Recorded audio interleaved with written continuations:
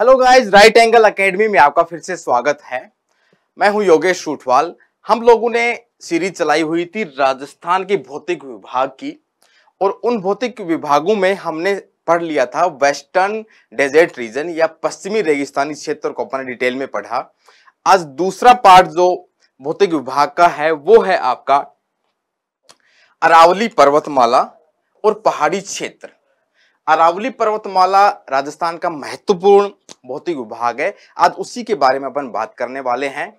और यह भौतिक विभाग है जो कि राजस्थान को दो पार्ट में बांटता भी है, और यह दक्षिणी पश्चिम से उत्तर पूर्व की दिशा में फैला हुआ है। तो ऐसी ही बहुत सारी चीजें, बहुत सारे फैक्ट और इसके रीजनल डिविजन्स हैं अपने, उनके बारे में बात करेंगे। तो चलिए शुरुआत करते हैं राजस्थान के भौतिक विभाग में अरावली पर्वतमाला और पहाड़ी क्षेत्र की। सबसे पहली बात ये कि जो अरावली पर्वतमाला है उसकी शुरुआत मान लो कि ये राजस्थान का मैप है, इसी प्रकार का लगभग मैप है।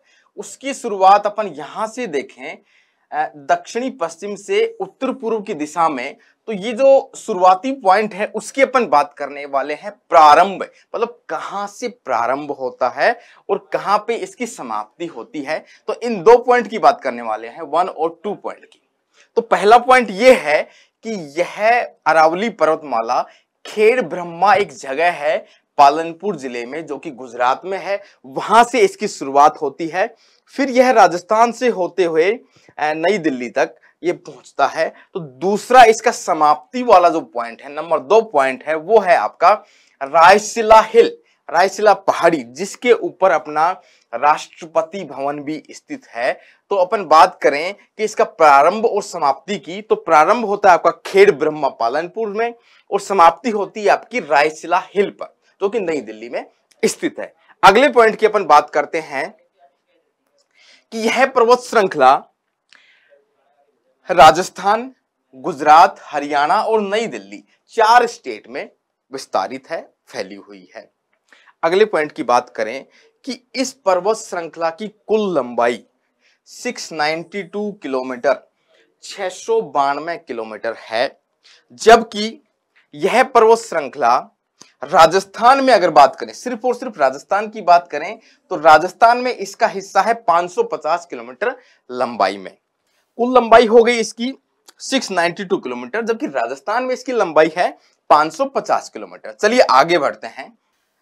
अन्य महत्वपूर्ण तो तथ्य देखते हैं, अदर इंपॉर्टेंट फैक्ट अपन देखते हैं किसके बारे में, अरावली पर्वत श्रृंखला के बारे में। तो उसमें पहला पॉइंट निकल के आता है कि यह पर्वत श्रृंखला है विश्व की प्राचीनतम पर्वत श्रृंखलाओं में से एक, ओल्डेस्ट माउंटेन सीरीज में से एक का नाम आता है अरावली पर्वत श्रृंखला का। उसके समकालीन अन्य पर्वत श्रृंखलाओं की भी चर्चा होती है यहाँ पे, और कई बार क्वेश्चन भी पूछा जाता है कि अरावली के समकालीन को दूसरी पर्वत श्रृंखलाएं कौन कौन सी हैं। तो उसमें पहला नाम आता है आपका अपलेशियन, जो कि आपकी यूएसए में स्थित है, यूनाइटेड स्टेट्स ऑफ अमेरिका में स्थित है अपलेशियन पर्वत श्रृंखला।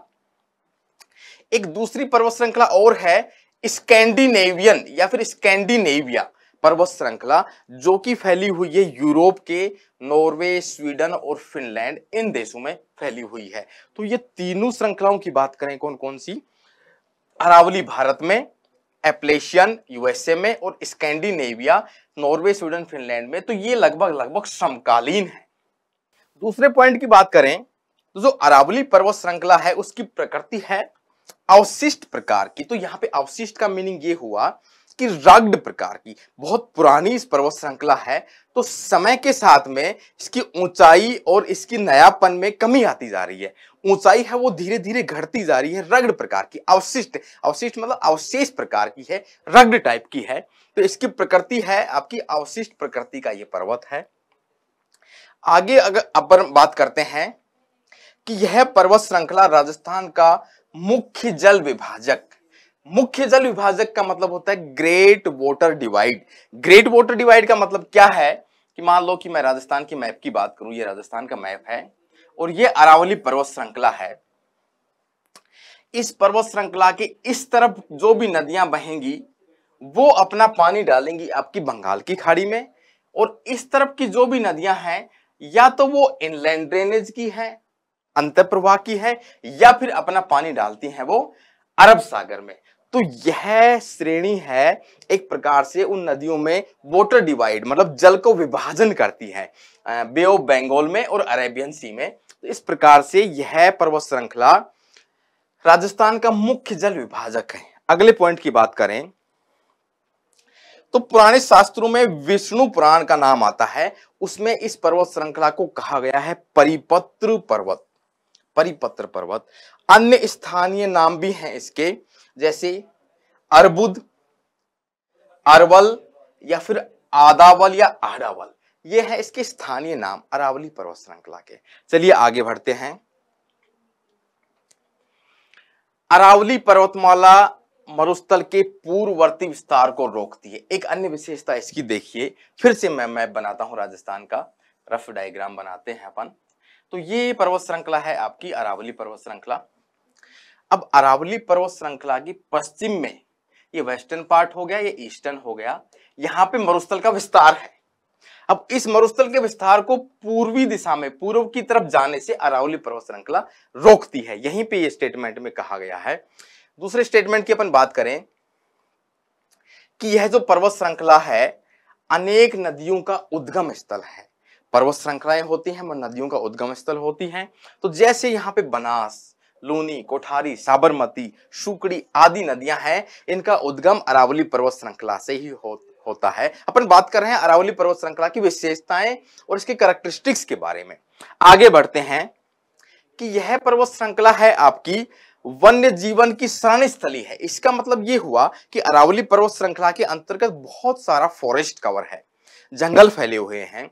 अब उन फॉरेस्ट कवर में फ्लोरा और फोना वन्य जीव जंतु रहेंगे। जैसे अपन बात करें कि रणथंबोर है आपका, सरिस्का टाइगर रिजर्व है, ये सारे टाइगर रिजर्व है, ये सभी के सभी अरावली पर्वत श्रृंखला में स्थित हैं।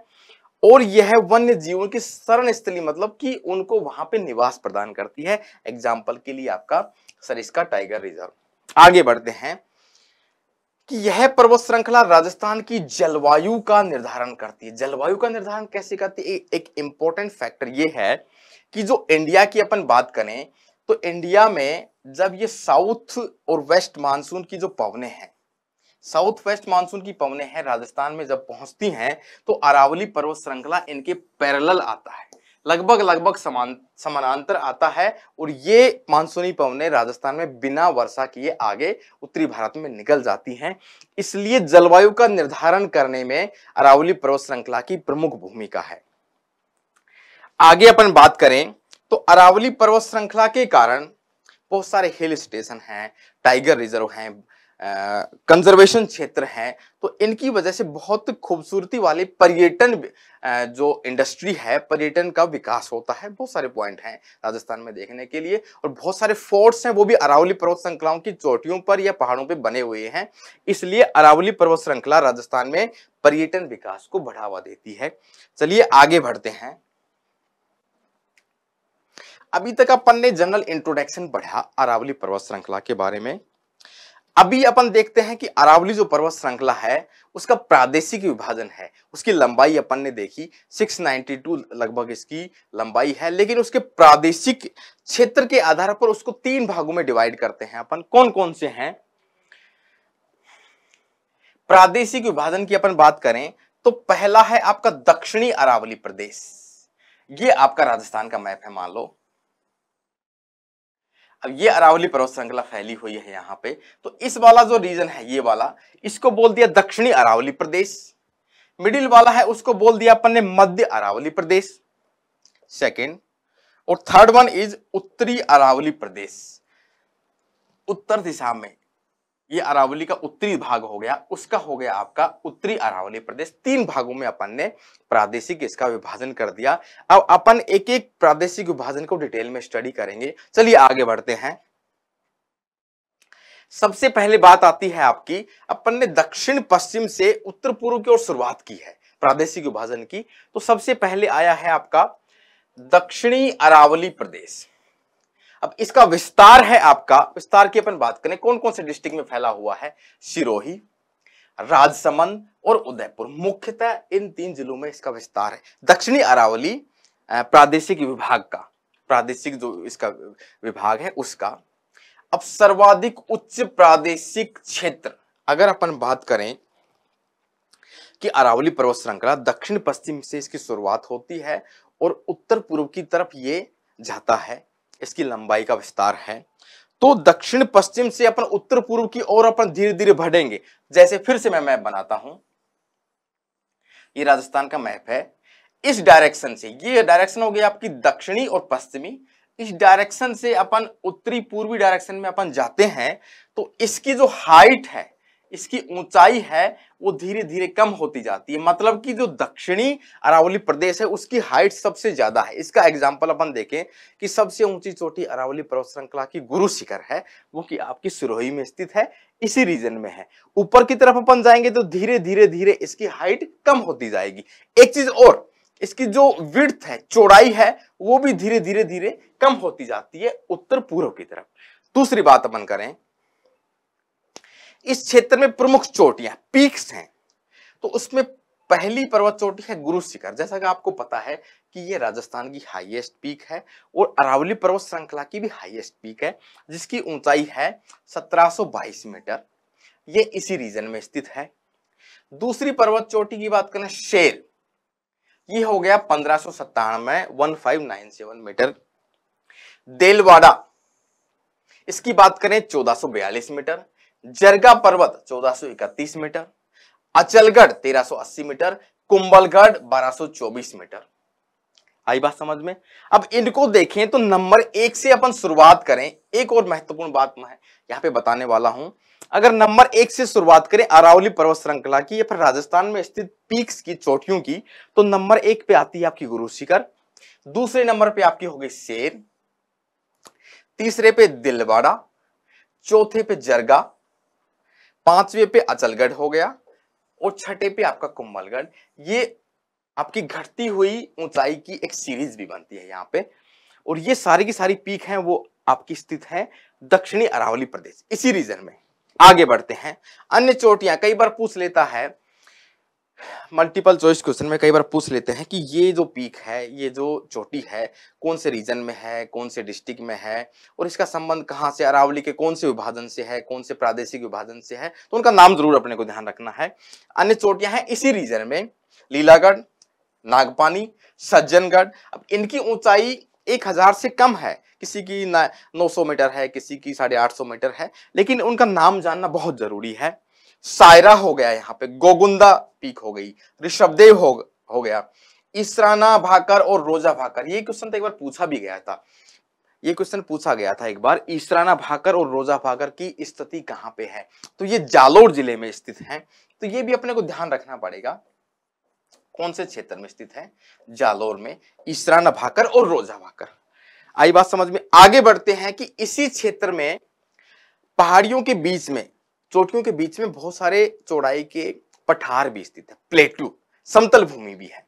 उस समतल भूमि की बात करें तो जैसे आपने नाम सुना होगा भोरट का पठार या भोरट का पठार, लसाड़िया का पठार।